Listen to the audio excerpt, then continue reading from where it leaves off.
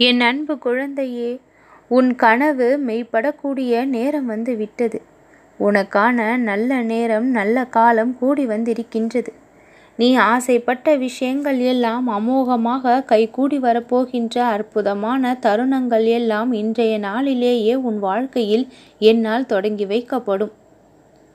எப்பொழுது எல்லாம் உன் மனம் அதிகமான கவலைகளை சந்திக்கின்றதோ அப்பொழுது என் முன் வந்து அமர்ந்து கொள், கண்களை மூடிக்கொள். உன் பிரச்சனைகளை மௌனமாக மனதிற்குள் எந்த ஒரு ஆர்ப்பாட்டமும் இல்லாமல் என்னிடம் சமர்ப்பித்து விடு. அந்த பிரச்சனைக்கு எல்லாம் நல்லதொரு முடிவை நான் கொடுப்பேன்.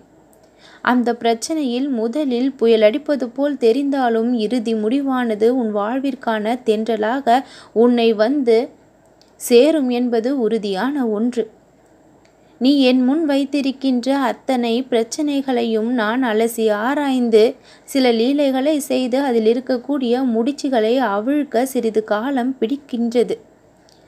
அதுவரையிலும் நம்பிக்கையையும் பொறுமையையும் காணிக்கையாக என் முன் சமர்ப்பித்துவிட்டு நீ அமைதியாக இருக்க வேண்டியது மட்டும்தான் உன்னுடைய பணியாகவும் இருக்கின்றது. அதை விடுத்து என்னிடம் பிரச்சனைகளை சொல்லிவிட்ட பிறகு இதெல்லாம் ஏன் நடக்கின்றது என்று தெரியவில்லையே, பிரச்சனை முத்தி போனது போல இருக்கின்றதே, முதலிலேயே நாம் நலமாக இருந்தது போல் இருக்கின்றதே, அப்பாவிடம் இந்த பிரச்சனையை சொல்லியதன் பிறகு எதற்காக இப்படிப்பட்ட நிலை ஏற்படுகின்றது, ஏதாவது தவறு நடக்கின்றதா, நாம் வேண்டியது சரியா தவறா என்று இத்தனை குழப்பங்களோடு உன்னுடைய மனநிலையை நீ வைத்து கொள்வதுதான் உன்னுடைய மிகப்பெரிய தவறும் கூட. என்னை நம்பி என்னிடம் ஒரு பிரச்சனையை விட்டு விட்டால் அந்த இடத்தில் நீ அமைதி காக்க வேண்டுமே தவிர உன்னுடைய மனதை போட்டு இப்படி குழப்பிக்கொண்டும் தேவையில்லாத விஷயங்களால் மனதை சஞ்சலப்படுத்தி கொண்டும் இருக்கக்கூடாது.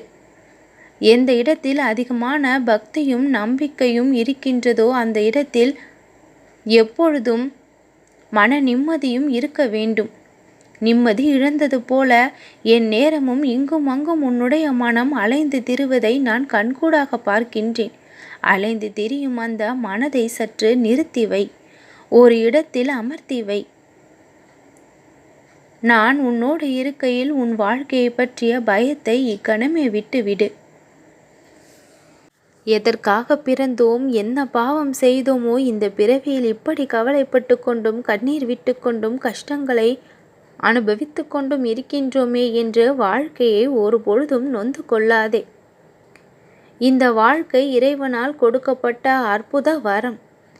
அதை நீ நன்றாக வாழ்வதும் வீணடித்து கொள்வதும் உன்னுடைய கரத்தில் தான் இருக்கின்றது. பல பிரச்சனைகளுக்கு காரணம் என்ன என்று ஆராய்ந்து பார்த்தால் அந்த இடத்தில் நீ செயல்பட்ட செயல்கள்தான் அதற்கு காரணமாகவும் அமைகின்றது. நம்பிக்கை இல்லாமல் செய்த சில செயல்கள் தோல்வியில் முடிந்திருக்கின்றது. பிறர் மீதான நம்பிக்கையை சில சமயங்களில் வைக்காமல் இருந்ததால் பிரச்சனை பல இடங்களில் தோன்றவும் செய்திருக்கின்றது.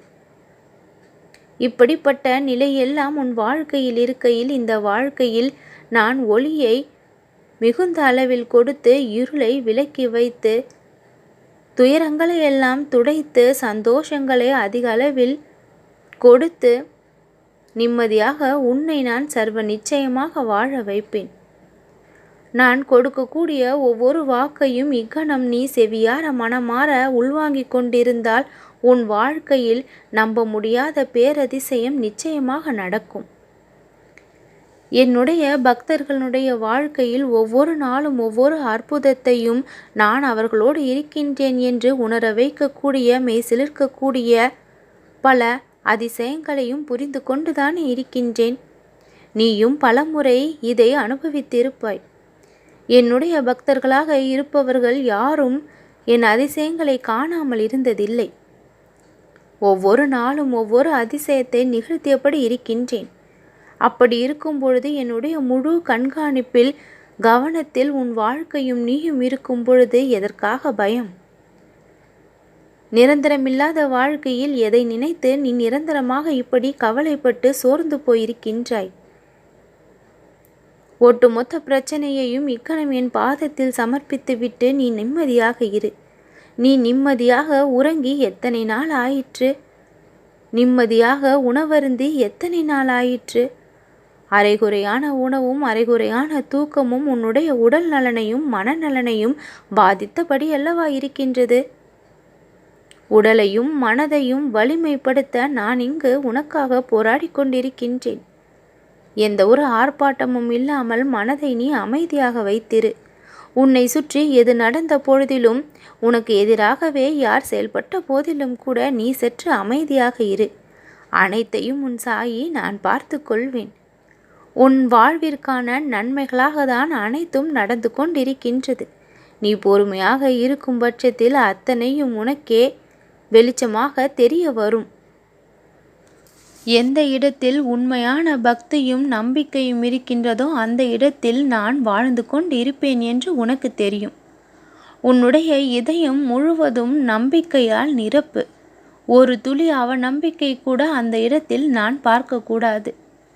உன்னுடைய இதயத்தில் வாசம் செய்து கொண்டிருக்கும் நான் உன்னுடைய வாழ்க்கையை கவனித்துக் கொள்வேன் என்ற நம்பிக்கையை நீ அதிகப்படுத்த வேண்டும்.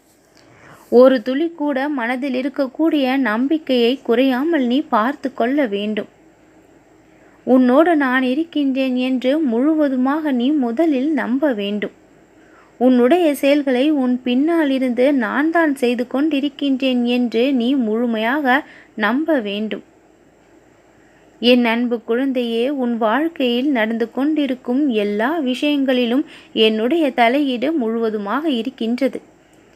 அதனால் உனக்கு தீங்கையோ துன்பத்தையோ அது ஒரு பொழுதும் ஏற்படுத்த போவது இல்லை.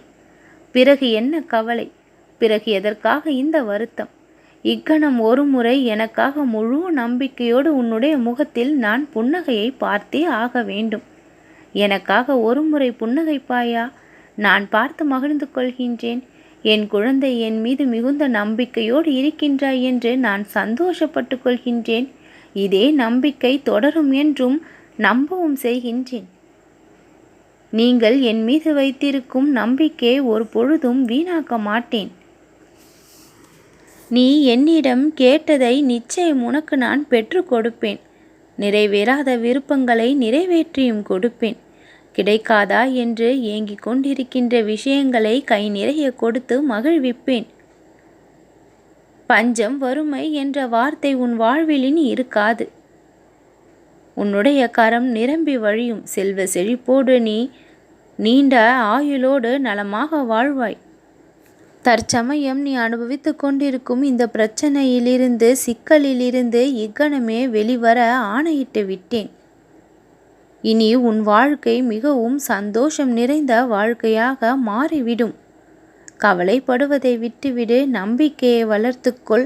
நான் உனக்கு நல்வழி காட்டுவேன். நல்லது நடக்கும்.